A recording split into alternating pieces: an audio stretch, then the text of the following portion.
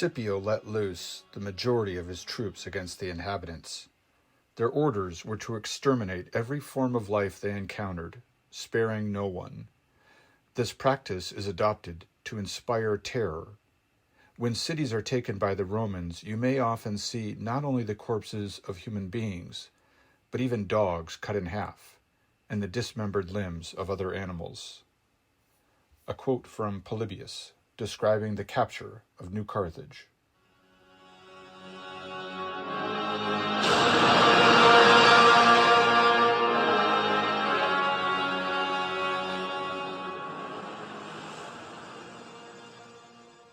Hello and welcome to the Western Traditions podcast. This is the 19th episode of The Roman Empire, a podcast series about the history of ancient Rome. In this episode, we will focus, for the most part, on the war in Spain and the exploits and the personality of a single individual, Publius Cornelius Scipio the Younger, or as he would become known to history, Scipio Africanus.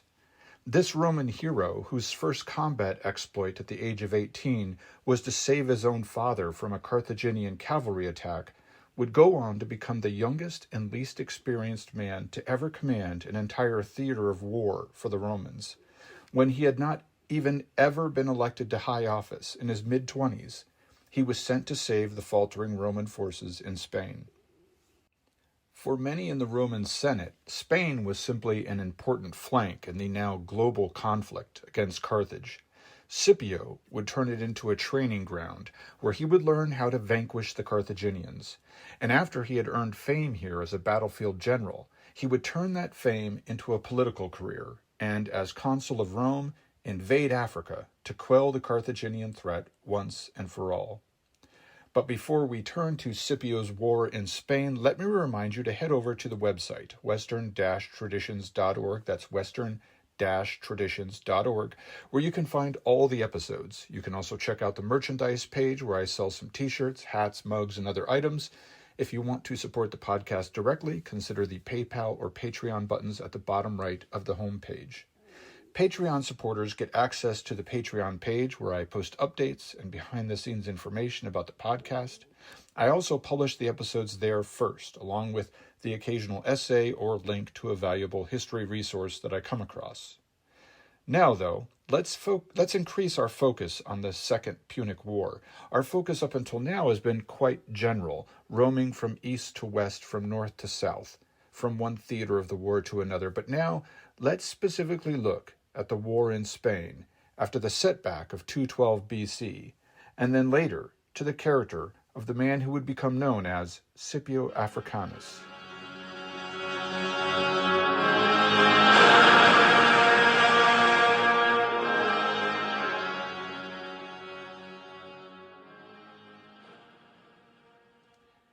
In 210 BC, Publius Cornelius Scipio, son of the late general and Roman consul of the same name, arrived in Spain with reinforcements for the Roman forces there that were barely holding the line against the Carthaginians.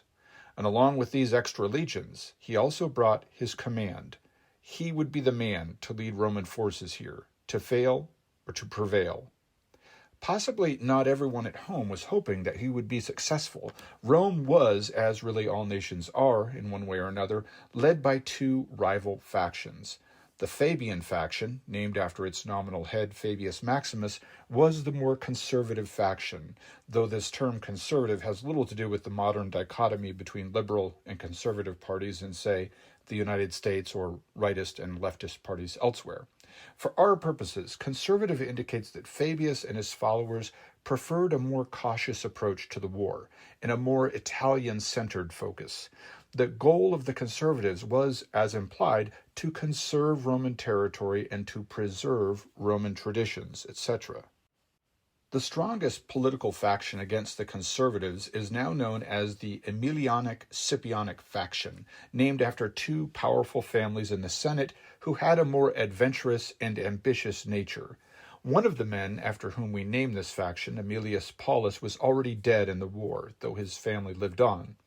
The Scipio family made up the other most powerful family in this faction. Its former leader was also dead, and now his son, Publius Cornelius Scipio the Younger, had been sent away to Spain, to a sideshow of the war. His earning of the command at such a young age had been a coup of sorts for his family's political faction, but the Fabians may have been glad to get this hero's son out of the way. He would be off in a theater of war where his loss would be beneficial to them, and his victory would still be beneficial to them, though hopefully without elevating his status too much. After all, how much could he hope to gain in Spain? I want to caution you, though, that this language that I've used, in my opinion, may overemphasize the vehemence of the factionalism in Rome. While there may have been petty politics involved among the Romans of these times, as we've already seen, the Roman patricians of the Senate did truly believe in the cause of Rome over and beyond their personal causes and the interests of their families. Hundreds of senators and their family members had already died on the field of battle. However much they may have been patricians and aristocrats, they were more than willing to slog into bloody combat alongside their plebeian countrymen and die at their sides. You can't say so much for our patricians of today. Most Western politicians have sold their honor and squandered the trust of their peoples in favor of foreign interests and personal gain. While members of the Roman aristocracy may have been as self-interested as any person, they were also committed to the welfare and prosperity of their people. The evidence of their dedication is buried in thousands of ancient combat graves across Italy and the rest of the Mediterranean. So I do not think that there was real ill will against Scipio. All Romans wanted all other Romans to succeed in battle, though they may have hoped that he would just toil manfully in Spain and leave the actual winning of the war to men, quote-unquote, better suited for leadership.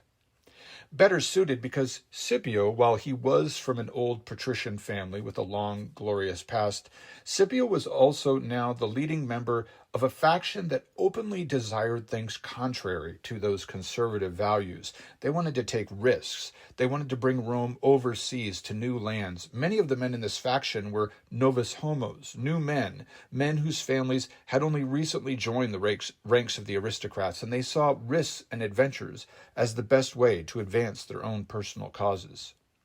They wanted glory in combat to help them continue to advance politically, and they wanted Rome to expand her borders in more than just the old-fashioned territory grab of before, when Rome just expanded one small city or region at a time.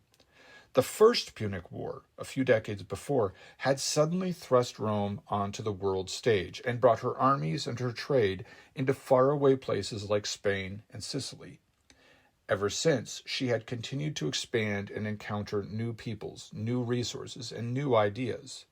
The impact of this inflow of new wealth and new ideas into Rome will be discussed in a future episode. The Scipios and their followers were eager to not only win this Second Punic War, but to do so in a revolutionary fashion. The Fabians may have wanted a traditional battlefield victory followed by a peace treaty, concessions, maybe some mild territorial expansion, but their focus was Italy. Scipio and his followers wanted far-flung conquests, vast wealth, and the total subjugation of Carthage. They would get it.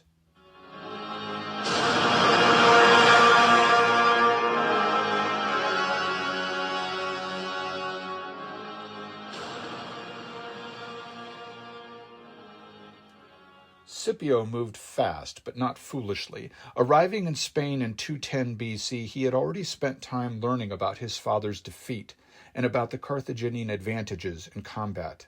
Like his soon-to-be nemesis, Hannibal, Scipio effectively gathered intelligence about his enemy before making a move, and he studied defeats and victories alike to learn how to do better next time.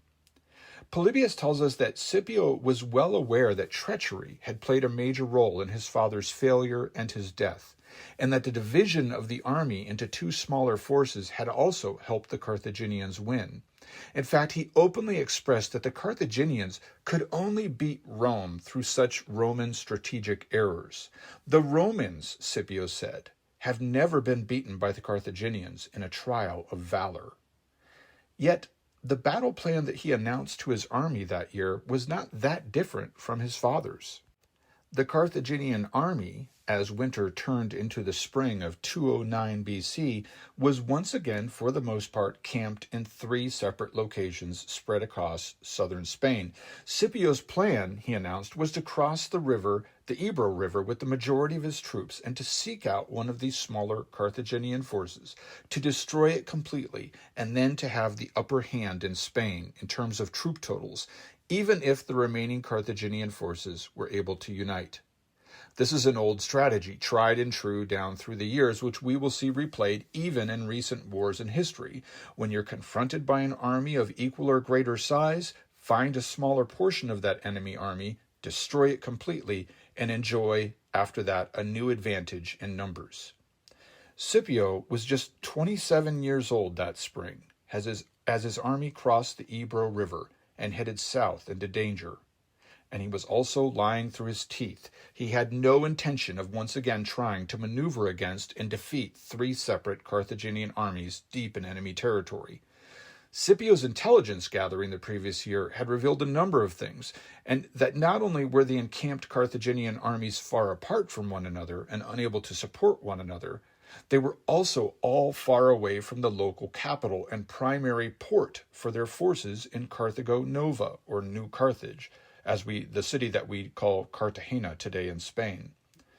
But Scipio had told only his best friend and second-in-command, Gaius Laelius, what his real intentions were. He was going to take his freshly reinforced and rested army, march down eastern Spain as quickly as possible, and seize New Carthage before the Carthaginians could react. His friend, Laelius, would bring the fleet down the coast as well and meet him there. The plan was a resounding success, but not just due to the speed of the Roman march. Though the city was only lightly garrisoned, the citizens of New Carthage had no intention of surrendering without a fight. Now, fortunately, Scipio had planned for this. His intelligence gathering prior to the operation had included investigations into the walls and battlements of New Carthage, as well as studies of the ocean's tidal patterns around that city. He encamped outside the city as his fleet appeared on the waters nearby, ensuring a blockade. Then he sent men with ladders to make a frontal assault on the walls of the city. When this apparently unimaginative attack was beaten off, he sent a new assault against a new, more lightly guarded section of the wall, but this effort was also held off by the valiant but tired defenders of the city. And then, as the day waned, the tide receded, and a new undefended section of wall became reachable if the Roman troops were willing to carry their ladders through shallow ocean waters and climb once more into battle. They were willing, for Scipio. He had counted on this tidal change and on his men's valor, and then those soldiers, they reached the top of the wall, and when they did, there was virtually no one there, because the defenders had already been stretched thin, and they were worn down, and it had not seemed possible for anyone to enter the city from that direction. And so Scipio let his army loose among the townspeople. The Roman custom in these situations, when a city had refused surrender, was almost always the same: total annihilation. Every living thing was to be destroyed as a message to future enemies. Once, though, the commanders in the citadel of New Carthage offered official surrender, the slaughter was ordered to stop. And then the pillaging began.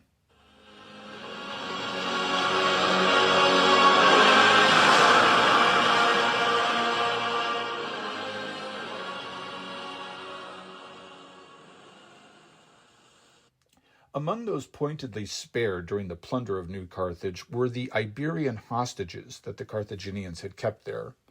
I have explained before how it was customary for powerful nations to keep quote-unquote hostages from their allied or subject nations. Publius, the historian who chronicled much of these wars and on whom I rely pretty heavily for my research, was himself a Greek hostage in Rome. But hostage does not normally mean, in these situations, someone tied up and suffering cruelly. Typically, such hostages were well fed and even entertained, but they were also closely watched. And thus, if the cities from which these hostages came ever betrayed the Allied cause, they could be executed in retaliation, and this tended to keep such betrayals from happening.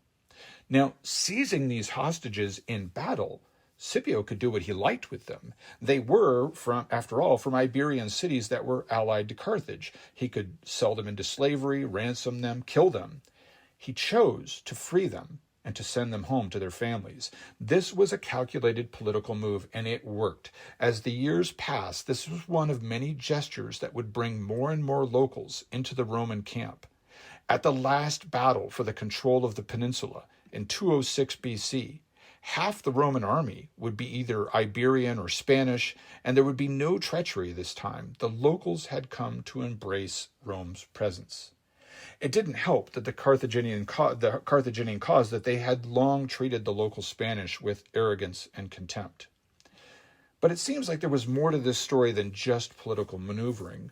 Scipio was one of those men, like Hannibal, who simply possessed unique qualities. Some men in leadership positions excel not only due to their intelligence or to their bravery, but due to an ineffable charisma, certain qualities that make men want to follow them, want to take risks for them, that make men willing to suffer setbacks and even defeat and yet still follow their leader. That Scipio possessed these qualities, there is no doubt. Hannibal possessed them too. Scipio could be cruel. Every good leader must be willing and ready to be firm, even harsh, with his subordinates and with others at times. But poor leaders do not know how to rotate out of that temperament when necessary and to follow up with kindness, with mercy and friendship. Scipio was both feared and loved by those that followed him, and a military leader can ask for no better situation than to have men willing to follow him even to death. Armies composed of such men are almost impossible to defeat completely and for good. If they suffer a defeat, they rally around that leader and they listen for words of inspiration. If asked to march without food or rest, they muster in formation, ready to go. In combat, they are willing to try unorthodox tactics, and they're willing to take huge losses because they know that it is for the overall good and because their leader wants it so. Now, in control of New Carthage, Scipio still had a problem. 3 problems, actually. The Carthaginian Grand Army in Spain was still intact and outside his new city, even if it was divided into 3 forces. One of these was under Hasdrubal Barca, brother of Hannibal. Another was under Hasdrubal Gisgo, a long-serving Carthaginian general. And finally, another force was commanded by Mago Barca, Hannibal's youngest brother. Now, I will soon bring up the Battle of the Baecula, in which Scipio and his Roman troops faced off against Hasdrubal Barca, and his smaller army in 208 BC. But the question that may linger for you is, why were the Carthaginians chronically divided into armies of sizes inferior to the Romans? I mean, initially, when we read Publius, it makes sense that the Carthaginians might be so separated at the very beginning of spring in 212 BC, when the elder Scipio attempted to catch them off guard and destroy one of these divisions while it was still in camp. It made sense to be divided like that because the meager resources available during winter might make it necessary to keep each army camp smaller in accordance with the supplies available in each region. But why was this consistently the case? And why was Scipio able to take advantage of it years after his father's death? It seems to invite disaster. It seems foolish. But then perhaps we should remember that so far the strategy of attacking one of these smaller forces had not really worked against the Carthaginians. When the older Scipio had tried to take advantage of this in 212 BC, it was the Carthaginians who had come out victorious. And when the younger Scipio had invaded in 209 BC, he had seized New Carthage not by defeating either one of the armies, but he had instead outperformed them all with speed and ingenuity, reaching New Carthage before they could react. So perhaps there was no need for the Carthaginians to change their strategies, since you could call Scipio's seizure of New Carthage little more than a fluke, which the Carthaginians, with their superior numbers and long-standing presence in Spain, felt certain to reverse at the soonest opportunity. But they never got that opportunity. Scipio marched rapidly out to find Hasdrubal Barca and his division of the Carthaginian army in spring of 208 BC, near the town of Baecula on the Baetis River. Scipio's army of 30,000 Romans and other Italians was now bolstered by an additional 10,000 local Iberians who had joined his cause. These troops met Hasdrubal's 30,000 mercenaries and allies and soundly defeated them. According to Publius, Scipio attempted something unusual here. He had most of his light troops attack the Carthaginian main body, while he and his second-in-command, Gaius Laelius, each led half of the heavy Roman legionaries around each flank and then crushed the enemy in between them. Hasdrubal escaped the battle, however, with a remnant of his army. He decided then, apparently having given the option some thought beforehand, that the situation in Spain could not be ultimately saved. The best bet lay with uniting with his brother Hannibal in Italy and making one last throw of the dice, attempting to defeat the Romans finally in their homeland. So instead of reuniting with the other Carthaginian elements in Spain, Hasdrubal led his troops north, toward the Pyrenees Mountains, and then toward Gaul, where he would recruit as much help as he could, and then invade Italy in search of his brother. We will come back to Hasdrubal Barca and his renegade army later in this episode. In the meantime, Scipio, instead of executing the Spanish prisoners that he had taken in the battle, he released them and sent them home, winning more hearts and minds in Spain. For some time, Scipio had occasionally heard Spaniards calling out to him when he passed on the road. They would shout out their word for king. Envoys sent from tribes seeking alliance with him would also address him as king occasionally. Now, when the cry of king became quite loud, even among his Spanish troops, Scipio did a very typical, cautious Roman thing. He gathered together the Spaniards, Publius tells us, and he told them that he did not mind being described as kingly, but he should not be called their king or anybody's king. Instead, he suggested that they simply call him imperator. This Latin word, imperator, simply means commander. It comes from the same root word for imperative in English, as in the imperative tense. This was the first recorded use of the word to describe a Roman general, but it would not be the last. Augustus, adopted son of Julius Caesar and descendant of a plebeian family, would take imperator as one of his titles after he took autocratic control of the Roman Republic in 27 BC. We now translate the word imperator as emperor. Now, Scipio was cautious with the title of king being thrown around him because hatred for monarchy was so ingrained in his truly Roman character, but he was very traditionally Roman in other ways as well. In future episodes, we will hear Roman statesmen and speakers lamenting, for instance, the fading religiosity of Romans after the Second Punic War. But we will not hear that said about Scipio. Like his political counterpart, Fabius Maximus, Publius Cornelius Scipio was very religious, at least outwardly. In the aftermath of his victory at New Carthage, he told people that it was the god Neptune who had revealed the ingenious plan for the assault, using the receding tide to assault an undefended portion of the city wall. The sea god had revealed it in a dream, he said. He also possessed the stubborn, tenacious, workmanlike resolve that characterized Romans, great and small, throughout history. Though his star was rising in Roman audiences after this great victory, he stayed on 2 more years in Spain, wanting to cement Roman control over the peninsula before he moved on to the next stage in his political and military career. At the Battle of Yipa, still in Spain in 206 BC, Scipio brought with him an army of nearly 50,000 troops. Half of them were Spanish Celts. Scipio's charisma was such that he could risk half his army being made of foreigners without fear of betrayals, like the one that had happened to his father and uncle. With another example of tactical brilliancy, this young Roman commander sent his light troops against the Carthaginians' 32 elephants and the center of the Carthaginian force, specifically with orders to enrage and upset those great animals with trumpets and dart-like javelin throws. The crazed elephants then rampaged chaotically among the enemy, while Scipio's heavy troops attacked them fiercely everywhere else. But at this point, perhaps all the Romans had to do was to show up. The Carthaginians and their allies, some locals, some from Africa and from Numidia, broke under the strain, and the demoralized army disintegrated. Carthaginian generals like Mago Barca and Hasdrubal Gisgo would manage to flee the battle. They took refuge in the last remaining Carthaginian stronghold at Gades, the modern city of Cadiz on the Atlantic coast of modern-day Spain. Now, the following year, though, the city of Gades would also fall to the Roman legions, but Scipio would not be there for the honors. He had his sights set now on an even greater victory. Sometime after the victory at Jippa in 206 BC, Scipio secretly sailed over to Africa, and there he met diplomatically with Syphax, the Numidian king who had been nominally allied with Rome since 213 BC.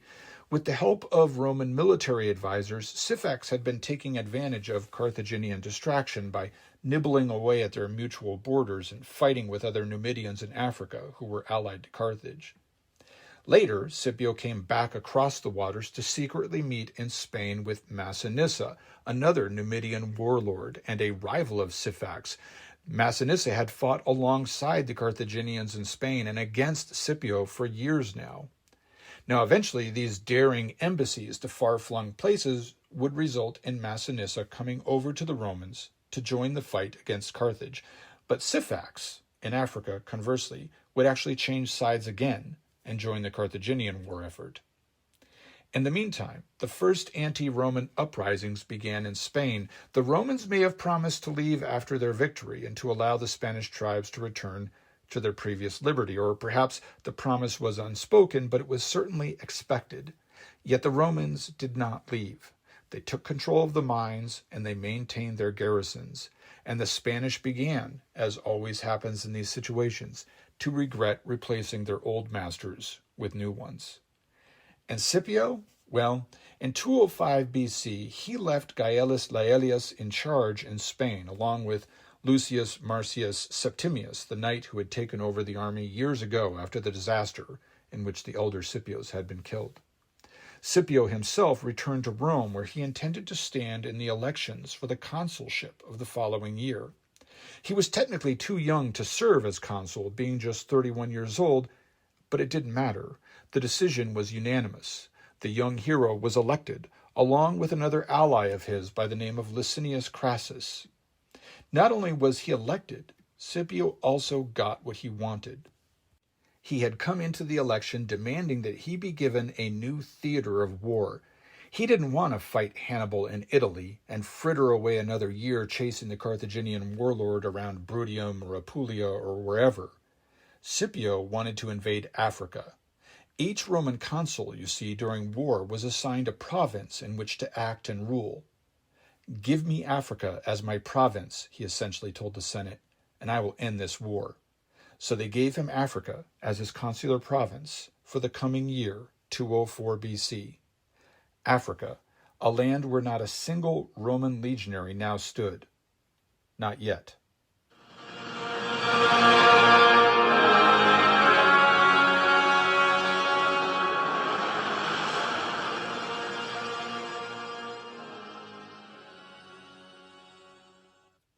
As Scipio was waging war in Spain, the end was starting to look inevitable, with Rome slowly acquiring more and more control over a previously chaotic mess, though it would still be years until a peace treaty was signed.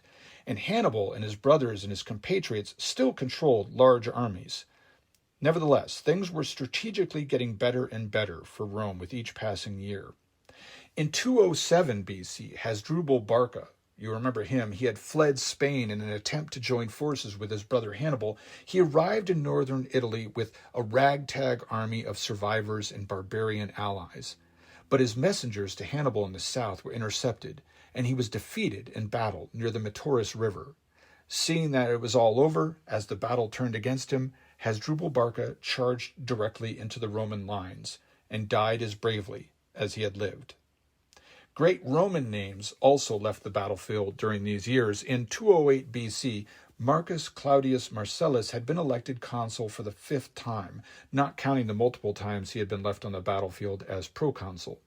Marcellus had been the 3rd and last Roman to claim the triumph of the Spolia Opima decades before. He had served in the First Punic War and in numerous other engagements after that conflict. He had fought in this war valiantly also, and though he had long adhered to the Fabian doctrine of attrition warfare, he had been responsible for the return of Syracuse and many other cities to the Roman League. That year, Marcellus tracked and monitored Hannibal's movements, always looking for an advantage, of course, but never risking significant defeat on Italian soil.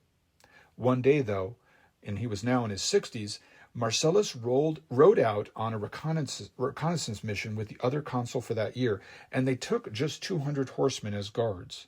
The party was surprised by a much larger Carthaginian force. Marcellus, of course, never even thought of surrender. He died with a spear in his chest. The other consul died of his wounds the next day. Not for the first time, Rome had lost 2 consuls in the same year to combat.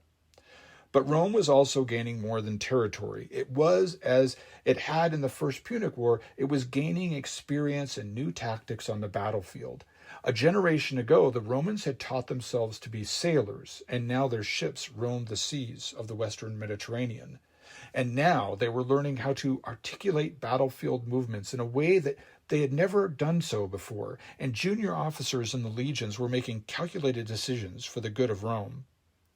When Scipio ordered all these complex battlefield maneuvers, sending units left and right to flank the enemy, those successive waves of ladder troops at New Carthage, the combined operations of sea and land, he was doing something that Roman legions had not been able to do before. And new men, like his friend Gaius Laelius and Septimius, who had saved the Roman legions in Spain after disaster, these men, who were from lesser, sometimes even plebeian backgrounds, were showing that they knew how to operate alone, how to carry out orders, and yet adapt to the unexpected on the battlefield, without waiting for orders from their aristocratic masters and wasting valuable time. Such men were going to be invaluable in finishing this war, because the goal for Scipio was not just to end Hannibal's invasion of Italy. He wanted to destroy Carthage. Almost as valuable, perhaps, as these young veterans were, was the wealth that now poured into Rome.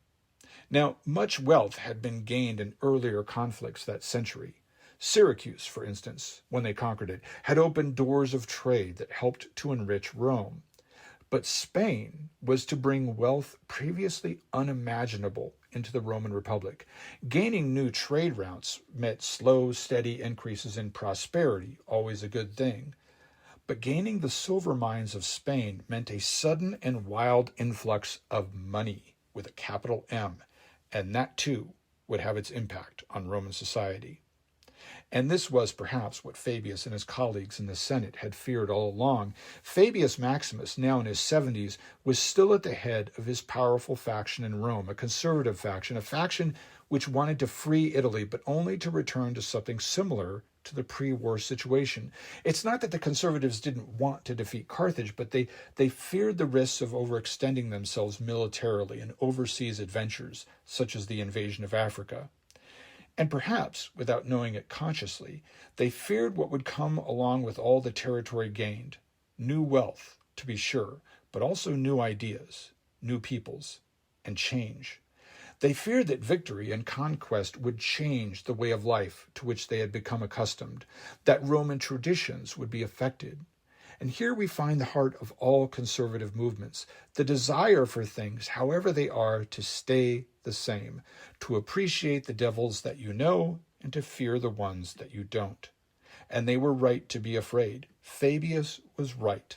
Like Marcellus, Fabius would leave the war before its end, dying from an illness in 203 BC while Scipio was waging war in Africa. And in his dying, something of the old Rome would start to die as well. A new century was about to dawn, and amid its turbulence, Romans like Marcus Cato would later remember great Roman men like Fabius and all the others that came before him, and lament their loss. Scipio's glorious victory in Africa, which I will describe in the next episode, would make Rome master of the Western Mediterranean, but it would also be the beginning of the end of the old order of things. New wealth and new ideas, especially Greek ideas, would begin to flow into Roman circles. The next century in Rome would see the first uprisings against the political and cultural traditions of the Roman Republic, and the beginning of the chaos that would lead to Julius Caesar, to his assassination, and to the birth of the Roman Empire.